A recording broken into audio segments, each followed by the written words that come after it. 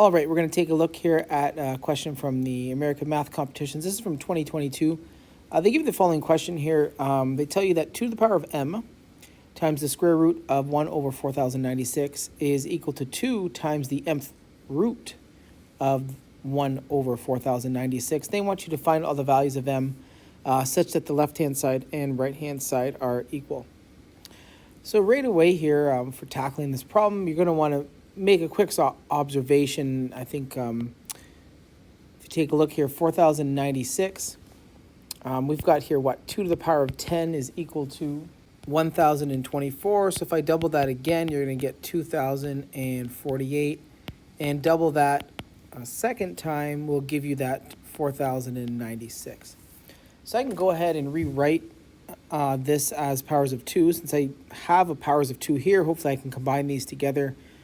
Or well, I should say a power of 2 and then another power of 2 here. I can combine these together. So let's go ahead and do that.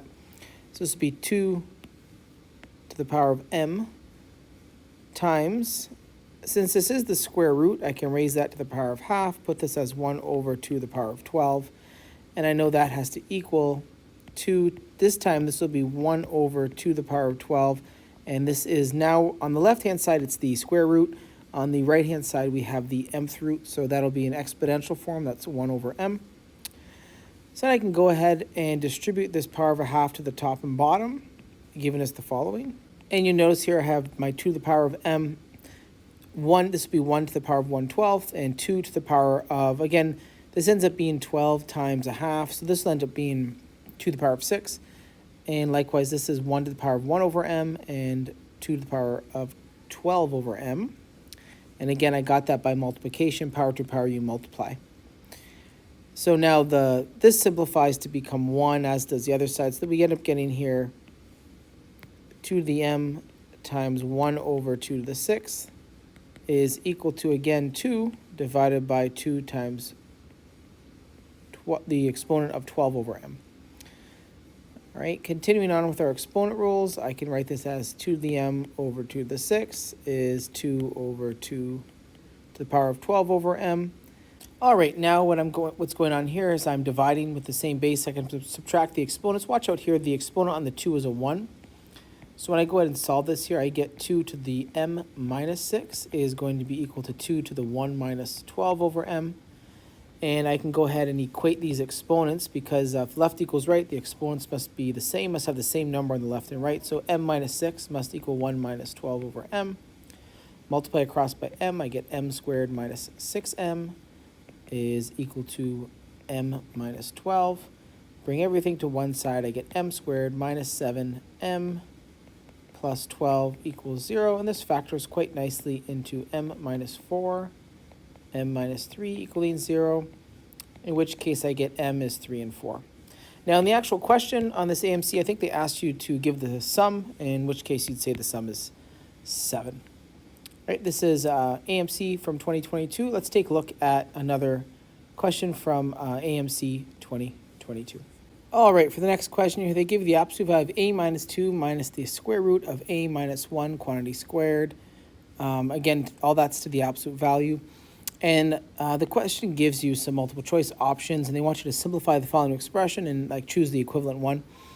The main way to tackle this question here is whenever you're dealing with absolute values, you have to realize the following property. The absolute value of x takes on two numbers. Either it's going to output an x, assuming x is greater than or equal to 0, or you output a negative x, assuming x is less than 0. And that sort of principle should be applied here.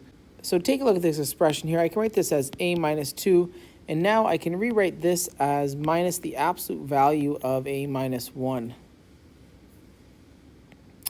So as you know here, whenever you take the square root, that's the power of half. So this is really a minus 1 squared, and then that entire expression to the power of half.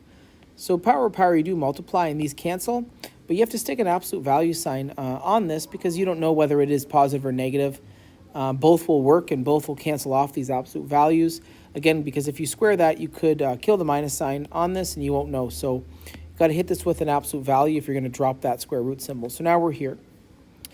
I have to use this fact that a is negative. So if a is negative, then what can we say? And this becomes our question here. is what can I say about the absolute value of x minus 1? If a is less than 0, then I know that a minus 1 is also less than 0. So if I apply that observation to my absolute value definition, I now know the following, that the absolute value of a minus 1, I can drop the absolute value sign as we see here in my definitions, provided since a minus 1 is negative, I'm under this condition here, and therefore I can drop that absolute value sign, but it's going to cost me a minus sign. And therefore, you have this relationship between the absolute value of a minus 1 and dropping that absolute value becomes negative product a minus 1. So let's go ahead and put that in there. This will be a minus 2. Again, dropping that absolute value sign. Can substitute it with this. Let's clean this up a bit inside. So I have a minus 2. This becomes plus a minus 1. And let's keep pushing through on this question. End up getting here 2a minus 3. So again, recall that a is less than 0. So let's go back and try to see. I want to drop the absolute value sign on this. And you'll know that if a is less than 0, then 2a is also less than 0. And most certainly 2a minus 3 is also less than 0 as well. So therefore, 2a minus 3, again, I can drop the absolute value sign on that, but it'll cost me a minus sign. Again, I'm just using my definition right here for absolute value. And this becomes 3 minus 2a. And if you look at AMC questions, whatever one this was one of the simplified answers that they provided. So this is one way you can tackle these absolute value questions, is that this expression right here is equivalent to 3 minus 2a under the condition that a is less than 0. Okay, I thought I'd go through a couple of these AMC questions. Thank you.